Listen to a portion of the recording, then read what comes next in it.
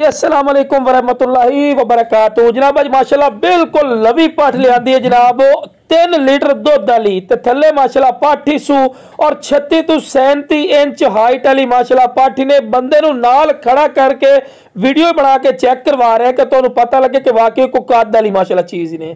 ते पाठ भी बड़ी कमाल दी सू माशाल्लाह। पाठ वेखो जी 20 दिनों की सूई हुई है बकरी, वेखो जी 20 दिनों की, लेकिन पाठ वेखो केडी हेल्दी है जिवें माशाल्लाह 2 तो 2.5 महीने की लगती है, ठीक है ना। लेकिन बिरा 20 दिनों की सूई हुई माशाल्लाह बकरी ने और चंगे दुध वाली माशाल्लाह। वीडियो नाल में इंशाल्लाह तुहानू वाना चड्डा भी खावांगे, तुहाडा दिल खुश हो सी।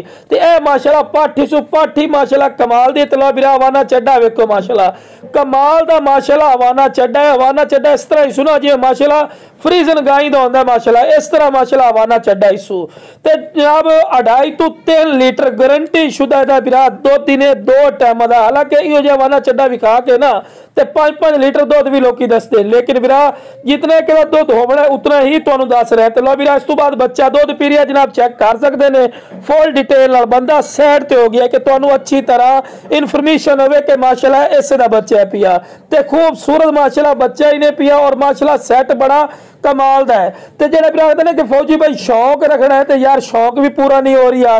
तो बिरा शौक वाली चीज़ भी ने और दुध वाली चीज़ भी ने, ठीक है ना मेरे बिरा। इस तो दुध काफ़ी ज्यादा है और बच्चा जो पियो भी चारा खा रही है इस टाइम, ठीक है ना मेरा बिरा। तो एक्टिव डबल हड्डी माशाल्लाह पठोरे ने चेक कर सकते हैं, सेहतमंद। तो जिस बिरा नू पठोरा चाहिए ना बिल्कुल भी पूरा सेट चाहिए, बिल्कुल मुनासिब रेट ते मिल जाए। पाठे थले पठोरा नहीं जनाब, पाठे के थले पई तो माशाल्लाह चंगे 36 इंच माशाल्लाह 36 तो 37 हो सकता है इंशाल्लाह 36 इंच गारंटेड है यदी हाइट ने। ते वेल च कमाल दी, कन्ना दे लापर कोई ऐसा पॉइंट नहीं जेड़ा घट होवे। ते ये चीज़ां होंदियां जेड़ी अगर मतलब सब मंडी चले जाओ या किसी अयाली को चले जाओ ना तो कम अज कम 1.5 लाख रुपया डिमांड करते हैं बिरा इहो जी चीज़ों का। लेकिन बिरा अपनी वो डिमांड नहीं होनी। इंशाल्लाह जिस बिरा नू चाहिए जनाब स्क्रीन ते दित्ते नंबर ते राबता करके मुनासिब कीमत